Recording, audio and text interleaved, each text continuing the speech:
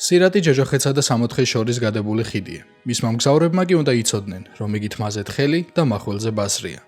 ამ სიტყვებით იწყება 2025 წლის ოლივერ ლაშეს ფილმი, რომელმაც თუ პოსტერს დაუჯერებთ, კანის ფესტივალი ააფეთქა.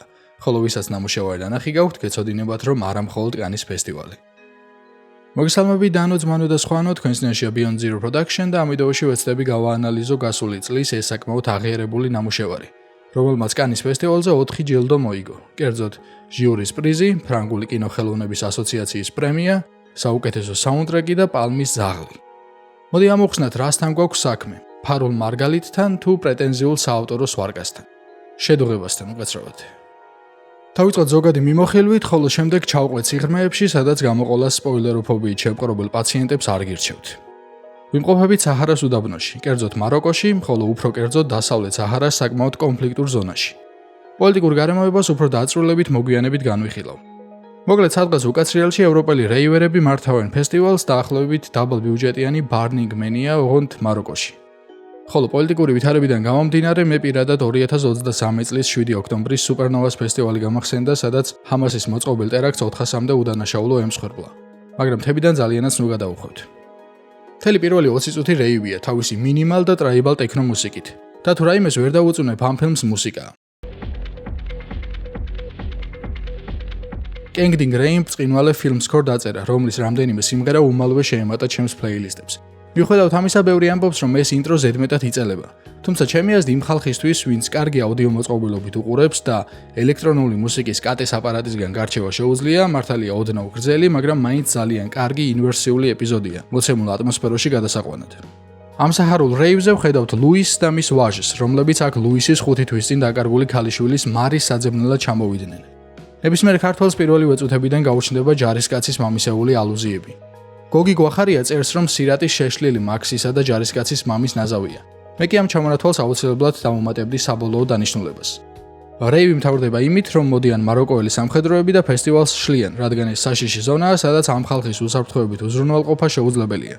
ლუისი იგებს, რომ მახლობლად მავრიტანიაში კიდევ ერთი გულაობა იგეგმება და მარი შეიძლება იქ იყოს. ამიტომ უკან გამობრუნებული მანქანების რიგს გამოეყოფა და თავზე ხელაღებულ მცირე ჯგუფს მიყვება. მიუხედავად გაფრთხილებისა, რომ გზა საშიშია, ხოლო მისი მანქანა შეუსაბამო. ამის შემდეგ გადავდივართ ეგრეთ წოდებულ road movie-ში და ეს მოგზაურობის სცენა ბრწყინვალედაა ნაჩვენები. საოცარი პეიზაჟები, ოპერატორის კარგი ნამუშევარი და მუსიკა, რომლის პარალელურად შენს ვიბრირებ. საერთოდ ბუნების ლამაზად გადაღებას დიდი ნიჭი არ ჭირდება, მაგრამ მაინც მშვენიერი მონაკვეთია. თუ აქამდე ამ ბოჰემური თავქარიანი ცხოვრების სტილის ხალხისადმი შეიძლება ნეგატიური დამოკიდებულება გაგჩენოდა, ფილმის შუიდან ხვდები, რომ რეჟისორის ხედვა მაქსიმალურად ჰუმანისტურია. არავის არ განსჯის და პირიქით ცდილობს ემპათია გაგიჩინოს ამ მოხეტიალეებისადმი. ვეცნობით მინი ისტორიებს, მათი ცხოვრების ხედვას და ასე შემდეგ. ამის მერე კი იწყება თავდავიწყება. ვისაც ფილმი ნანახი არ გაქვთ, მიიღეთ ეს როგორც გაფრთხილება სპოილერებზე. პირველი მინიშნება მომავალ ტრაგედიაზე არის ძაღლის ცუდად გახდომა. თავად მიზეზი, რომ ძაღლმა შეიძლება LSD-იანი განავალი ჭამა და მოიწამლა, ცოტა უადგილო მარაზმად მეჩვენება, მაგრამ ეს დავიგიდოთ. მოგზაურები მიუყვებიან კლდის ციცაბო გზას, რომელიც სამხედროებისგან უჩინრად გადასაადგილებლად აირჩიეს. ამინდი უარესდება და ერთ-ერთი სატვირთო გზაზე იჭედება. აქ რეჟისორი მიმართავს ხრიქს და ყველანაირად ცდილობს მაყურებლის ყურადღება მოადუნოს. კერძოდ წვიმა წყდება და თენდება მშვენიერი მზიანი დღე. სატვირთოსაც როგორც იქნა ადგილიდან დაძრავენ და როცა თითქოს ყველა დაბრკოლება გადალახულია, გვესმის ესტებანის ყვირილი. ლუისის მანქანა კლდიდან გორდება და მასში ჩარჩენილი ბავშვი და ძაღლი იღუპებიან.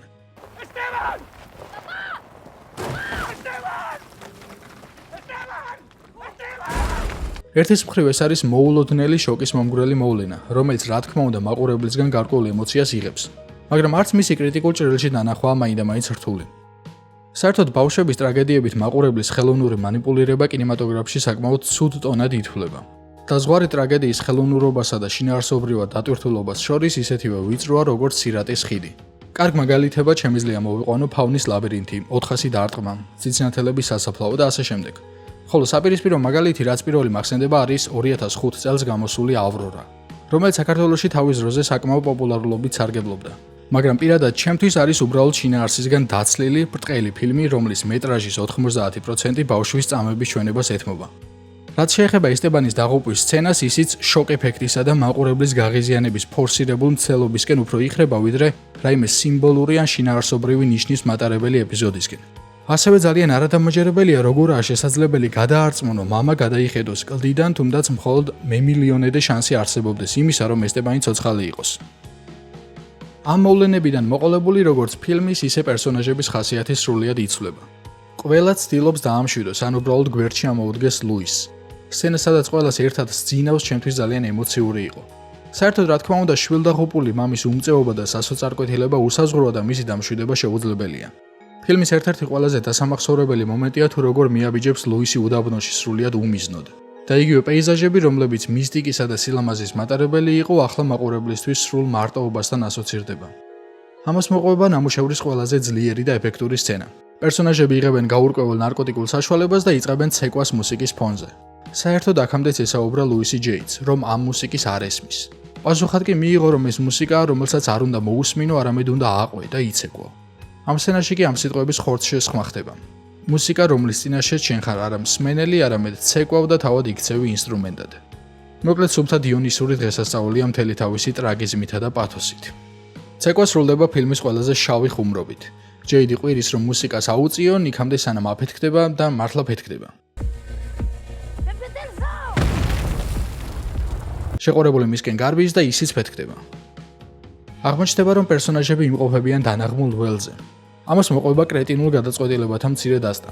სწრაფად მივაყოლებ. რატომღაც რა გზითაც მოვიდნენ იმ გზას უკან არ მეუყვებიან, არამედ ლუისი იტყვის, რომ აი წინ რომ თა იქამდე თუ მიაღწევენ უსაფრთხოდ იქნებიან, დააგორებენ ერთ მანქანას, რომელიც 50 მეტრში აფეთქდება, შემდეგ მეორეს, რომელიც ცოტა მეც გაივლის და ასევე აფეთქდება, მერე ლუისი ადგება და უბრალოდ წინ გააჭრის, როგორღაც არაფერი არ მოუვა. ამით აღტკინებული ცალხელა მის გზას გაყვება და ისიც აფეთქდება. ლუისს ეკითხებიან თუ როგორ შეძლო უსაფრთხოდ გადასვლა. პასუხად კი იღებენ, რომ ის უბრალოდ არ ფიქრობდა ამაზე. აქ პარალელი ბიბლიასთან, კერძოდ პეტრეს წყალზე გავლის მონაკვეთთან ნათელია. როგორ მიაბიჯებს პეტრე წყალზე, სანამ დაფიქრდება და ეჭვები არ შეუღიტინებს. თუმცა ეს პარალელიც შემთხვევითი უფროა, რადგან რეჟისორი მუსლიმანია, ინტერვიუებში ხშირად ამბობს, რომ მორწმუნეა, უნდა ეს თემები წინ წამოწიოს და არ მგონია გამიზნულად აიღოს სცენა ახალი აღთქმიდან. ფილმი სრულდება იმით, რომ სამი გადარჩენილი პერსონაჟი, ლუისი და ორი რეივერი მიუყვებიან მატარებელს. არ ვიცით სად, არ ვიცით რისთვის. კადრი საკმაოდ ეფექტურია და კარგად კრავს ფილმს. სხვათა შორის მოვიძიე და საჰარაში მართლაც გადის ერთ-ერთი უგრძესი მატარებელი. მავრიტანიის რკინის მადნის მატარებელი, რომლის ვაგონების ჯამური სიგრძე 3, ხოლო მარშრუტი 700 კილომეტრს აღწევს. მატარებელში მაქსიმუმ 1-2 ვაგონი ეთმობა მგზავრებს. თუმცა არის ხოლმე ნახევრად არალეგალური მცდელობები, სადაც მგზავრები უბრალოდ ღია ვაგონზე, მადანზე წამოჯდებიან და ისე მიუყვებიან გზას. ამას იმიტომ გიყვებით, რომ ევროპელებმა მას შეარქვეს ჯოჯოხეთის მატარებელი. იმის გამო, რომ ერთის მხრივ საშინლად ცხელა, მეორეს მხრივ კი დაბქული რკინა ჩადის ფილტვებში და ჯანმრთელობისთვის მაინდამაინც სალხინო არაა. გამოსტერებული ევროპელი ტურისტებისთვის კი ამ მატარებლით არალეგალური მგზავრობა იქცა ტრენდად, რაც საკმაოდ შეურაცხყოფელია ადგილობრივთათვის. კონკრეტულად ამ მატარებელზე ფილმში მინიშნება არ არის, მაგრამ გეოგრაფიულად ჩდება და თან ჯოჯოხეთის მატარებელი სიმბოლურად ლამაზად უკავშირდება სირატის რეჟისორის მიერ მოწოდებულ სიმბოლიკას. მოკლედ ესაა ფილმი. ახლა შემოგთავაზებთ მცირე ისტორიულ დისკურსს იმ ტერიტორიებზე, სადაც ვიმყოფებით. მე-20 საუკუნის მეორე ნახევარში ჩრდილო-დასავლეთ აფრიკის ტერიტორიების დიდი ნაწილი იყო ესპანეთის და საფრანგეთის კოლონიები. საჰარის დიდ ნაწილს ფლობდა ესპანეთი. თანდათან ესპანეთი დასუსტდა და დაიწყო ამ ტერიტორიებიდან უკან დახევა. საჰრავთა ეთნიკურმა დაჯგუფებამ შექმნა პოლისარიოს ფრონტი, დაიწყო დამოუკიდებლობისთვის ბრძოლა და ასე შეიქმნა საჰარის არაბთა დემოკრატიული რესპუბლიკა, იგივე სადრ. თუმცა ამავე დროს 1975 წლის 5 ნოემბერს მაროკოს მეფის საჰრან მეორის ხელისუფლების მიერ განხორციელდა ეგრეთ წოდებული მწვანე მარში, რის შედეგადაც მათ დაიკავეს ჩრდილოეთ და ცენტრალური საჰარა, ხოლო მავრიტანიამ სამხრეთ საჰარა. ამ მიწების აღმოსავლეთით კი მცირე ტერიტორია შერჩა სადრის რესპუბლიკას, რომლის მოსახლეობა სულ რაღაც 9 მილიონია და რომელიც აცხადებს, რომ მთელი დასავლეთ საჰარას ტერიტორია მათი ძირძველი მიწაა და რომლისთვისაც გააგრძელებს ბრძოლას. მავრიტანია ამ დაპირისპირებებს ჩამოშორდა და დათმო სამხრეთ საჰარა, რომელიც ეგრევე შეიერთა მაროკომ. დღეისათვის კი გვაქვს სიტუაცია, სადაც მთელს დასავლეთ საჰარას ფლობს მაროკო, ხოლო სადრი დასენდვიჩებულია მაროკოსა და მავრიტანიას შორის. ამას ემატება ისიც, რომ დასავლეთ საჰარასა და სადრის რესპუბლიკას შორის არის ბერმა. ეს არაა რაღაცა მღობე საზღვარი, არამედ მაროკოელი სამხედროების მიერ შექმნილი მსოფლიოში უგრძესი 2700 კილომეტრის სიგრძის დანაღმული ველი, რომელზეც დაახლოებით 7 მილიონი ნაღმია. ამ ყველაფრისადმი ევროპული დამოკიდებულება საკმაოდ სისხლიანია. მემარჯვენეები და ულტრამემარჯვენეები მაროკოს ემხრობიან. მაროკოს ემხრობა საფრანგეთი და ესპანეთი, რაც ძირითადად ურთიერთსარგებლიანობის პრინციპზე აგებული. კონკრეტულად რა სარგებელზეა საუბარი, მეზარება. მემარცხენეები კი სადრის დამოუკიდებლობას ხომაგობენ. იმ მცირე ინფორმაციით, რაც გამოჩნია, ჩემი გულის სასტორი საჰრავი ეთნოსისკენ გადაიხარა, თუმცა უამრავი ნიუანსია, რაც არ ვიცი და დასკვნებისგან თავს შევიკავებ. რაც შეეხება ფილმს, მაყურებელთა ორივე მხარე გაღიზიანდა. ერთის მხრივ ისინი, ვინც არაფერი იცოდა ამ მოვლენების შესახებ, მათ შორის მე, გაბრაზდა იმაზე, რომ ფილმი არ გაწვდის არანაირ ინფორმაციას, ხოლო ხალხი, ვინც ერკვევა ამ საკითხებში, განრისხდა იმაზე, რომ რეჟისორი აბსოლუტურად ხუჭავს თვალს სპოილ ტვიტერებაზე. ამ კრიტიკას სრულიად ვიზიარებ. თუ ადგები და ღაზა სექტორში გადაიღებ ფილმს ფეხბურთზე, მოგიწევს გარკვეულწილად ასახო ის სპოილ ტვიტერება, სადაც მოქმედება ვითარდება. ხოლო თუ ამას არ იზამ, მაშინ მაინდა-მაინც აქ რატო იღებ ფილმს? გაურკვეველია. გადავიდეთ მსახიობებზე და პერსონაჟებზე. ოლივერ ლაშემ მიმართა ექსპერიმენტულ მეთოდს. 7 მთავარი პერსონაჟიდან მხოლოდ 2-ს ასახიერებს ნამდვილი მსახიობი. ესენია მამა და შვილი. ფავნის ლაბირინთი ტყუილად არ მიხსენებია, სწორედ მასში ბრწყინვალედ შესრულებული ანტაგონისტით მახსოვს სერხიო ლოპესი. ხოლო დანარჩენი კასტი არიან მართლა რეივერები, არანაირი სამსახიობო განათლება არ აქვთ. ეს მაინც და მაინც ახალი სიტყვა არაა რეჟისურაში. თუმცა ყველა მსგავსი მცდელობა ისეთივე წარმატებით არ სრულდება, როგორც აპოკალიფტო. ან უფრო ახლო შესაბამისი მაგალითი რომ მოვიყვანოთ, ნომადლენდი. ნომადლენდი, ვინც არ იცით, 2023 წლის ოსკარის საუკეთესო ფილმის ლაურეატია და გვიყვება ამერიკელ ნომადებზე. მოხეტიალე სტილით მცხოვრებ ხალხზე და აქაც მთავარი პერსონაჟის შემსრულებელი ფრენსის მაკდონალდსის გარდა ყველა არის მართლა ნომადი. და ამ ფილმის ყურებისას ერთხელ არ გამჩენია ხელოვნურობისა და არაბუნებრივობის განცდა. რაც შეეხება სირათს, სანამ მსახიობებს გართობა, ცეკვა და თამაში მოეთხოვებათ, ყველაფერი ავთენტურია. ხოლო როცა კამერის წინ ემოციური სპექტრის ჩვენებაა საჭირო, ჩნდება პრობლემები. განსაკუთრებით მთელი ფილმის განმავლობაში ჯოშის პერსონაჟს თუ დააკვირდებით, გული შეიწუხდებათ. მოკლედ ვის შესრულებასაც არ დავიწუნებ, არის ლუისი და ძაღლი პიპა, რომელმაც სრულიად დამსახურებულად მოიგო ძაღლის პალმის ჯილდო და გამაგებინა, რომ ეს ჯილდო საერთოდ არსებობს. ჩემი დიდი პატივისცემა ძაღლებს. პერსონაჟებთანაც მაქვს პრეტენზიები.